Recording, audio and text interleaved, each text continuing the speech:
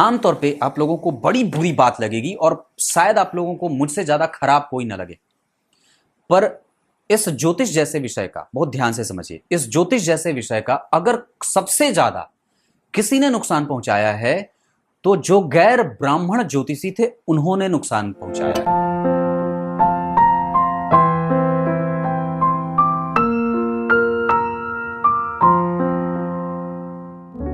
सुबह 10 बजे से लेकर 11 बजे के बीच में उपस्थित हूं आप सबके सामने। आज जिनकी कुंडली लेकर के आया हूं, ये कुंडली आई है भब्बर, गुजरात।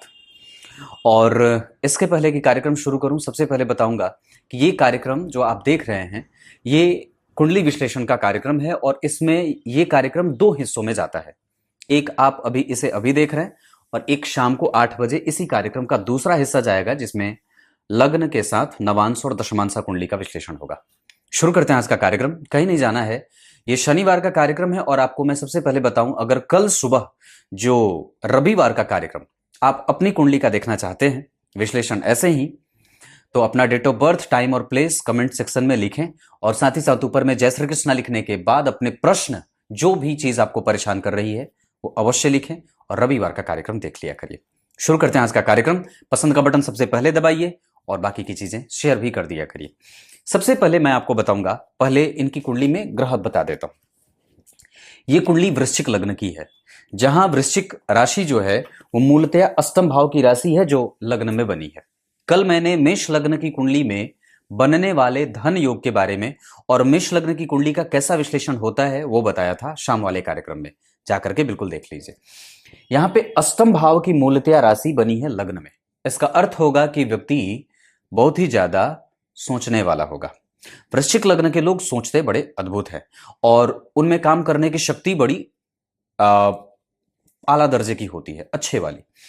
लग्न बना है 14 डिग्री का, जिसे प्रबुद्ध लग्न कहेंगे। मतलब अगर लग्न, मैंने कल भी मेष लग्न वाली कुंडली में बात कही थी मेष लग्न के जातकों के लिए, कि अगर लग्न बहुत ही मजबूत बना हो, जैसे 14 डिग्री का लग्न बहुत ही प्रबुद्ध लग्न माना जाएगा, तो व्यक्ति चिंतनशील होता है, गतिमान होता है और विकास को प्राप्त करने वाला होता है, विकासोन्मुख होता है।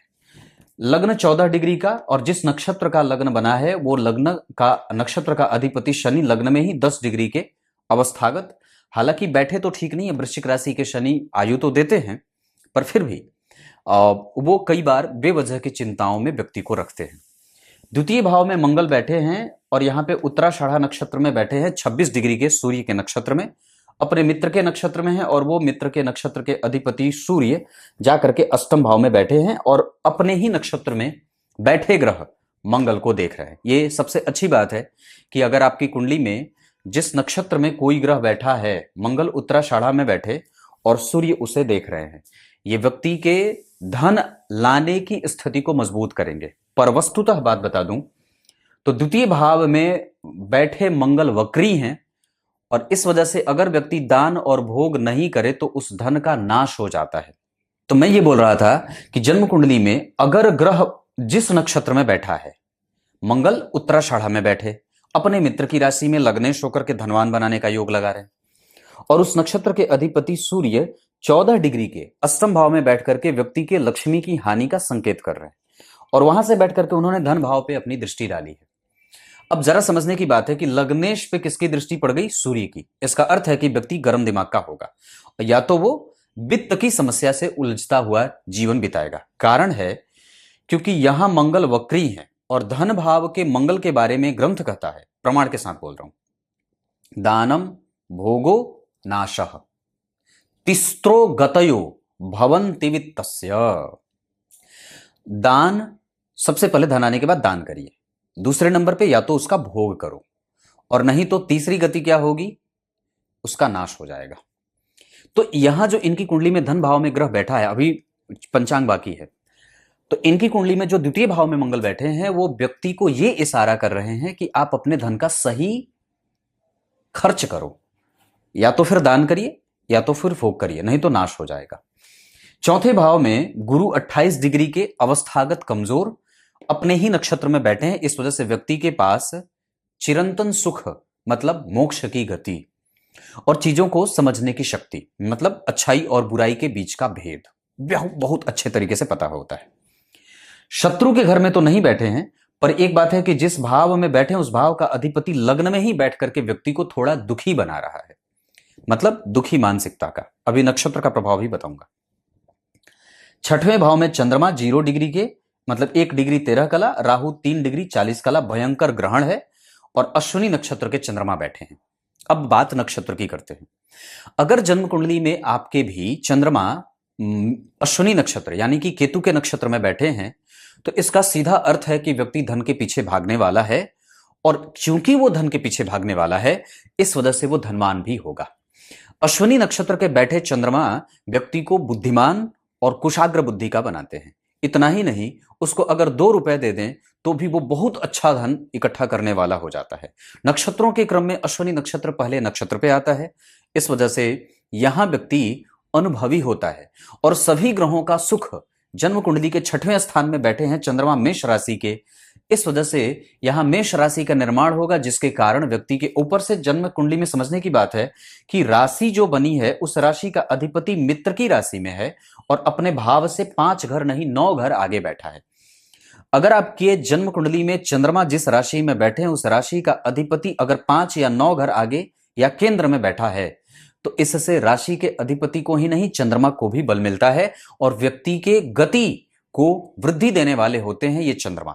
6वें भाव के चंद्रमा राहु के साथ ग्रहण में है, इस वजह से व्यक्ति में साहस की कमी होगी, और अश्विनी नक्षत्र के बैठे होने के कारण व्यक्ति दानशीलता का परिचय देने वाला होगा, गहरी सूझबूझ के साथ अपने किसी भी निर्णय को लेने वाला और अपने धन को सही जगह पे खर्च करने वाला होगा। ये चंद्रमा की बात है। पर अगर ये बात मंगल की दशा में होगी तो गड़बड़ होगी कि व्यक्ति का धन हानि हो सकता है मंगल की दशा में, लग्नेश होने के बावजूद, क्योंकि सूर्य का प्रभाव है। हालांकि 2 परम मित्र एक दूसरे को जब देखेंगे तो व्यक्ति में कई बार कठोर बोलने की कला आ जाती है, वो कड़वा बोलता है, या कई बार जल्दबाजीपन से निर्णय लेने के कारण उसको परेशानी भी होती है। ऐसा मैं इसलिए कह रहा हूं क्योंकि उस मंगल पे राहु और सूर्य दोनों का प्रभाव है, और मंगल या द्वितीय भाव के स्वामी जन्म कुंडली में 4th भाव में अकेले अपने भाव की हानि कर रहे हैं। इस वजह से जन्म कुंडली में कई बार धन अटका हुआ सा रहता है, या कई बार ऐसा लगेगा कि कहीं किसी ने रोक रखा है जो आ नहीं रहा है। ये भाव अगर कभी भी बन पड़े तो आपको अपनी कुंडली के चंद्रमा और अपनी कुंडली के गुरु को देखना चाहिए। इनकी कुंडली में चंद्रमा को टाइट कंजंक्शन का ग्रहण लगा है, जिसके कारण व्यक्ति में विलक्षणता कई बार कम होती है, कई बार उसको पेट से संबंधित समस्या होती है, कई बार उसको माथे का दर्द होता है, कई बार वो जल्दबाजीपन से युक्त होकर के निर्णय लेता है। उस मंगल की 4थी दृष्टि जन्म कुंडली में 5म भाव पे पड़ रही है, और इस भाव के अधिपति केंद्र त्रिकोण का योग लगा रहे हैं, राजयोग बनेगा। शनि जन्म कुंडली में पराक्रम भाव को देख रहे हैं, ये अच्छी बात होगी व्यक्ति के कम्युनिकेशन के लिए। 7वीं दृष्टि जन्म कुंडली में मित्र की दृष्टि से देख रहे हैं, और यहां से केंद्र में गुरु बैठे हैं, और इस भाव के अधिपति जन्म कुंडली में 4th स्थान 4 नंबर की राशि में शुक्र के साथ बुध का बैठना इस कुंडली को अच्छा बनाएगा। पर 4th भाव के अधिपति जन्म कुंडली में लग्न में तो व्यक्ति को चल अचल संपत्ति का भोक्ता बनाएंगे, क्योंकि गुरु यहां बैठे हैं अपने नक्षत्र के। लेकिन सप्तमेश का संबंध अष्टम और एकादशवें भाव के अधिपति के साथ हो रहा है, मतलब इस कुंडली के लिए 2 सबसे खराब ग्रह होते हैं, शुक्र और बुध। इनका ही बैठना जन्म कुंडली के भाग्य में हुआ है।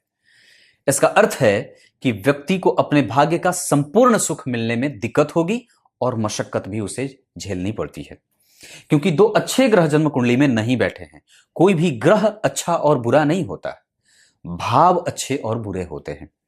अगर एक शुभ ग्रह भी अच्छे भाव में नहीं बैठेगा तो अपनी अशुभता का परिचय वो आए दिन जातक के जीवन में देता रहता है, जिसका प्रभाव उस जातक के जीवन में उसकी दशाओं में देखने को मिल जाती है। वैसे शुभ भाव में शुभ ग्रह का बैठना अच्छा होता है। इस वजह से यहां पे 9वां भाव जहां शुक्र और बुध बैठे हैं संपूर्णतया खराब नहीं होंगे, थोड़ी बहुत विलक्षणता और थोड़े बहुत विचार करके वो ग्रह आपको परिणाम देंगे। वैसे शुक्र और बुध का जन्म कुंडली के 4th स्थान में बैठना या 4 नंबर की राशि में बैठना अच्छा माना जाता है। ऐसी स्थिति में व्यक्ति अपने धन की गति को बहुत ही आसानी से समझने वाला और तार्किक बुद्धि के साथ अपने धन का सही निर्गमन करने वाला होता है। 9वें भाव में शुक्र बैठे हैं बुध की राशि में और बुध बैठे हैं शनि की राशि में, और ये शनि इस कुंडली के लिए बहुत अच्छे भाव के अधिपति नहीं होते हैं। 4th के साथ 3य के अधिपति हैं, मेहनत करने पे विवश करेंगे लग्न में, और बुध शनि की राशि में बैठ करके व्यक्ति को तकनीक की समझ देते हैं। पर 9वें भाव पे मंगल की भी दृष्टि जाएगी, जिसके कारण व्यक्ति भटकता हुआ, अपने जन्म स्थान से दूर जाने के लिए विवश होता हुआ, अपने भाग्य को कोसता हुआ और बेवजह की परेशानियों से आए दिन जूझता हुआ उसके भाग्य को बल मिलता है। आरंभ में दिक्कत हो सकती है, बाद में चल करके चीजें ठीक होती हैं। सबसे पहले इनका जन्म हुआ है प्रमाथी संवत्सर में और इनका जन्म हुआ दक्षिणायन वर्षा ऋतु, आषाढ़ माह। ये सारी जो स्थितियां बन रही हैं, जैसे दक्षिणायन का होना, तो दक्षिणायन में व्यक्ति आगे बढ़ता है, चंद्रमा बलवान होते हैं, शनि बलवान होते हैं, मंगल बलवान होते हैं, राहु केतु बलवान होते हैं, मतलब इनका प्रभाव ज्यादा रहेगा। इसके साथ साथ इनका जो जन्म हुआ है वो वर्षा ऋतु में होने के कारण दिमाग की उत्पादक क्षमता बड़ी तीव्र है। सोमवार कृष्ण पक्ष के 9वीं तिथि के चंद्रमा व्यक्ति को व्यवसाय करने पे विवश करते हैं। विवाह में कई बार विलंब होता है और यही नहीं, इनका जो प्रभाव है वो अश्विनी नक्षत्र का मैंने बताया कि व्यक्ति बुद्धिमान, धनी, अपने से बड़ों का आदर करने वाला और नैसर्गिक रूप से सबका मित्र होता है। इसके अतिरिक्त इनकी कुंडली में अति गंड योग में गर करण, क्षत्रिय वर्ण और देवगण के हैं। ये क्षत्रिय वर्ण और देवगण के होने के कारण इनमें ईर्ष्या, द्वेष, छल, कपट, मोह, मात्सर्य, प्रमाद, आलस्य, ये सब रहेगा। लेकिन देवगण के होने के कारण व्यक्ति के नेचर में बड़ी ही विलक्षणता होती है। उसको धर्म के पहचानने का बल उसके पास बहुत अच्छा होता है। वो आसानी से किसी की मदद करने को तैयार हो जाता है और उसका भोजन बड़ा ही शुद्ध और सात्विक भी होता है। जन्म कुंडली में जो स्थिति मैं देख रहा हूं उसके आधार पर मैं इतनी बात कह सकता हूं कि इनकी कुंडली का प्रभाव चंद्रमा के कारण कमजोर नहीं है। मेष राशि के चंद्रमा अगर 0 डिग्री के नहीं होते, थोड़े और ऊंचे होते, तो ये कुंडली बहुत ही अच्छी सज सकती थी।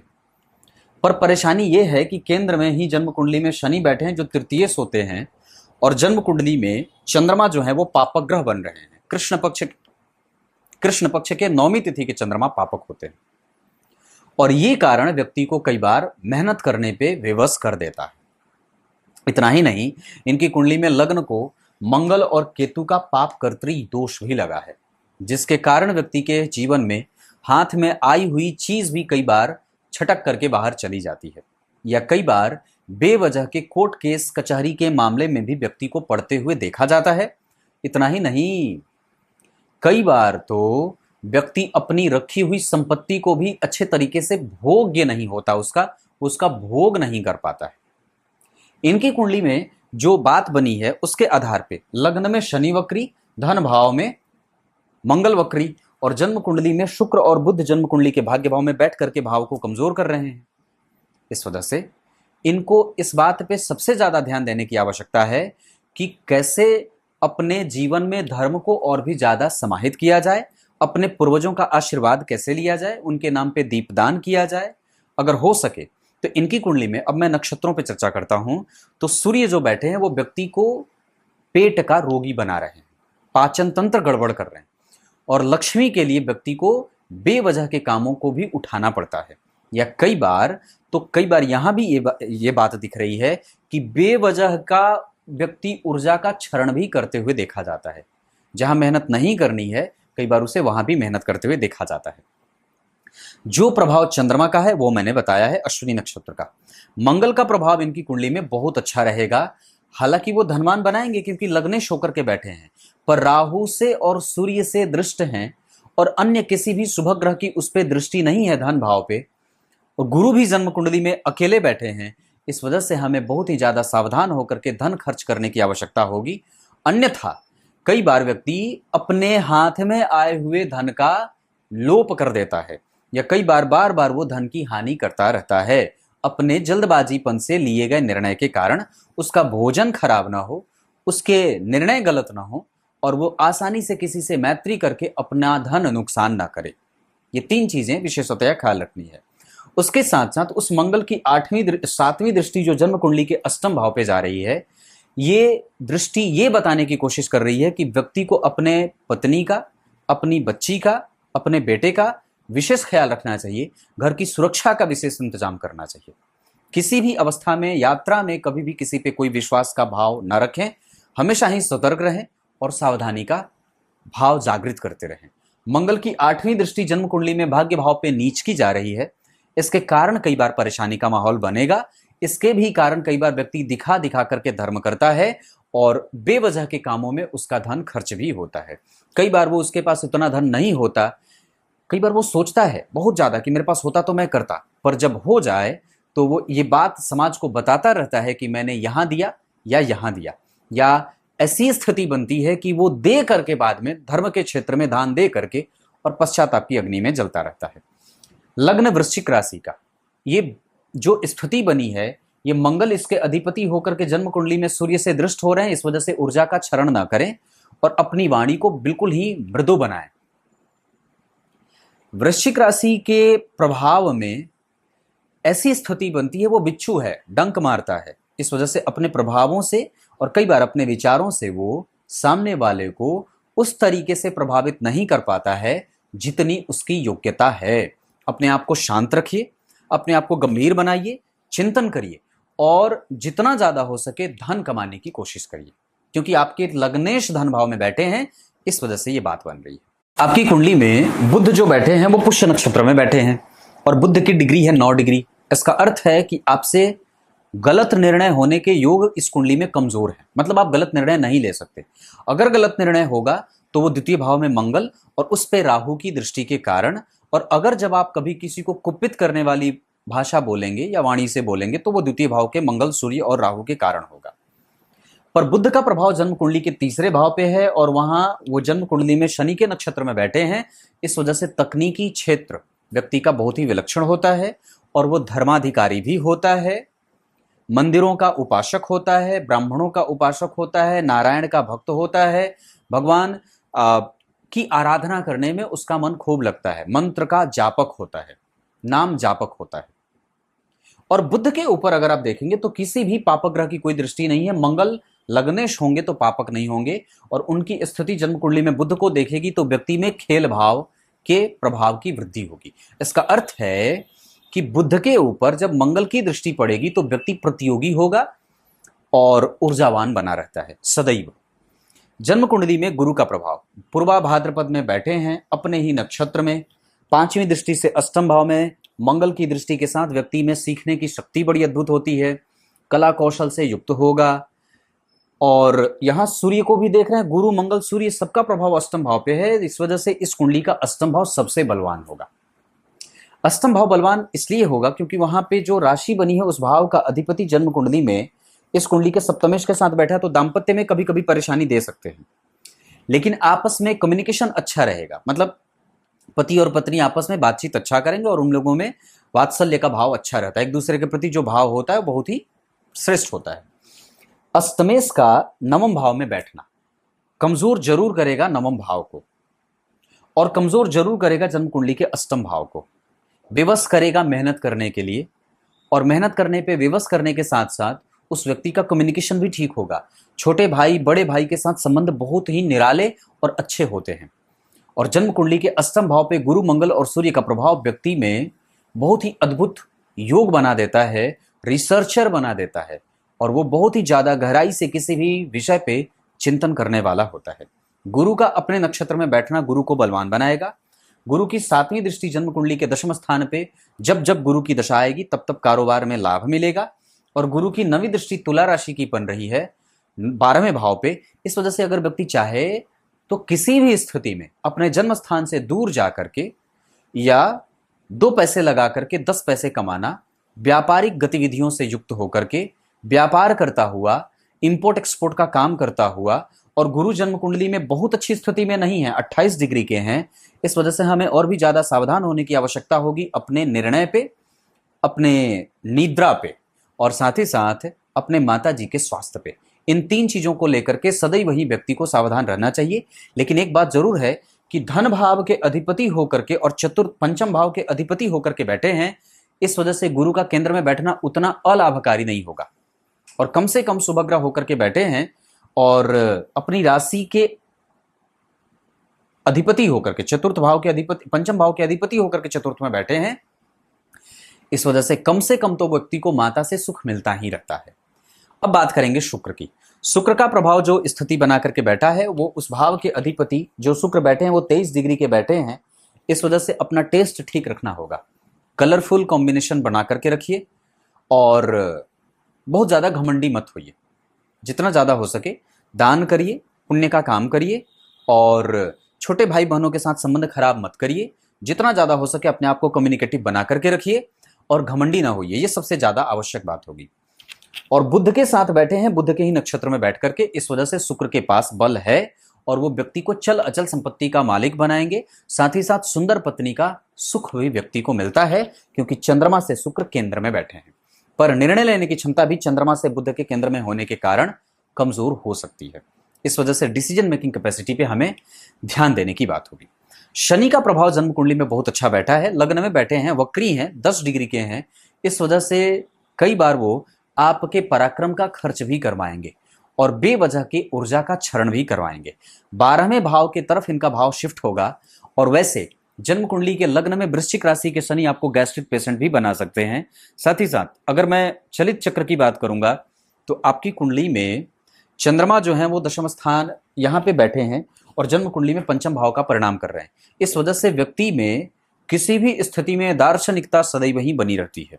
इसके अतिरिक्त जन्म कुंडली में कोई भी ग्रह बदल नहीं रहा है, यथावत है सारे के सारे, बस सिर्फ चंद्रमा का बदलाव देखा जा रहा है। मतलब चलित चक्र में कोई भी ग्रह बदल नहीं रहा। तो मैंने नक्षत्र की बात करी, पंचांग की बात की, उसके बाद कुंडली के ग्रह स्पष्ट की बात की। इस कुंडली में सबसे जो अच्छी स्थिति बनी है वो जन्म कुंडली में लग्न का 14 डिग्री का बैठना। दूसरे नंबर पे जन्म कुंडली में कमजोरी वाली जो बात है वो अष्टम भाव में सूर्य का बैठना, चंद्रमा के साथ राहु का बैठना, ये खराब बात है। और जन्म कुंडली में यहाँ पे शुक्र और बुध का बैठना भाग्य भाव को बल बना रहा है, दे भी रहा है। द्वितीय भाव में मंगल का मैंने कमजोर पक्ष बताया है। मंगल की दृष्टि यहाँ के लिए अच्छी है, यहाँ के लिए सामान्यतया गुरु मंगल और बुध सूर्य का जो प्रभाव है वो अष्टम भाव के लिए ठीक है। इस वजह से व्यक्ति की उच्च शिक्षा और विदेश गमन और अपने जन्म स्थान से दूर जाकर के कोई भी काम करना बहुत उत्तम रहेगा। और व्यक्ति अगर हो सके तो कुछ ऐसी चीजों के पीछे भी दिमाग लगा सकता है जो छिपी हुई हैं, जैसे रेकी, हीलिंग, एस्ट्रोलॉजी, उसके बाद टैरो कार्ड रीडिंग। लेकिन आप ये तभी ये सब काम करिएगा जब ब्राह्मण कुल में पैदा हुए हैं। आमतौर पे आप लोगों को बड़ी बुरी बात लगेगी और शायद आप लोगों को मुझसे ज्यादा खराब कोई ना लगे, पर इस ज्योतिष जैसे विषय का बहुत ध्यान से समझिए। इस ज्योतिष जैसे विषय का अगर सबसे ज्यादा किसी ने नुकसान पहुंचाया है तो जो गैर ब्राह्मण ज्योतिषी थे उन्होंने नुकसान पहुंचाया है। बीएचयू की बात है, संस्कृत पढ़ना तो वो जान गए थे, अभी हाल की बात है, मतलब 19-20 की बात है, वो पढ़ाने आए थे, वैदिक ज्योतिष पढ़ाने आए थे। छात्रों ने उनका जबरदस्त विरोध किया। आज उनकी स्थिति है कि वो आयुर्वेद में पढ़ा रहे हैं। मंत्र पढ़ लेने से कोई ब्राह्मण नहीं हो जाता, बड़ी गहरी बात है। और निश्चित रूप से ज्योतिष जैसे धर्मशास्त्र पे, पुराणों पे, वेदों पे अगर सबसे पहला अधिकार किसी का है तो वो ब्राह्मणों का है। आप ज्योतिष निश्चित रूप से बन सकते हैं, कर सकते हैं, पर किसी दूसरे की कुंडली पे बोलने का अधिकार सिर्फ और सिर्फ दैवज्ञों को ही है। सच्चाई है, थोड़ी कड़वी जरूर है। आप लोग तो रोज दिन सोचते हैं, रोज दिन सुनते हैं, बात कड़वी है पर सच्ची है। तो उसी तरीके से मैं ये जो बोल रहा हूं, ये बात कड़वी तो है। गैर ब्राह्मणों ने इस ज्योतिष का जितना नुकसान पहुंचाया है उतना ब्राह्मणों ने नहीं पहुंचाया है। वो बड़ी गहरी बात है। और आप लोगों को सबसे ज्यादा अगर नुकसान होता है आज भी, तो सबसे ज्यादा गैर ब्राह्मणों से और कम पढ़े लिखे ब्राह्मणों से, जो दैवज्ञ नहीं है, जिन्होंने कभी जो अनुपनीत हैं, वो भी ज्योतिष पे बोलने की मनसा रखते हैं। जिसको कुछ नहीं आता है वो सबसे पहले ज्योतिषी ही बनना चाहता है। तब तक के लिए बहुत बहुत नमस्कार।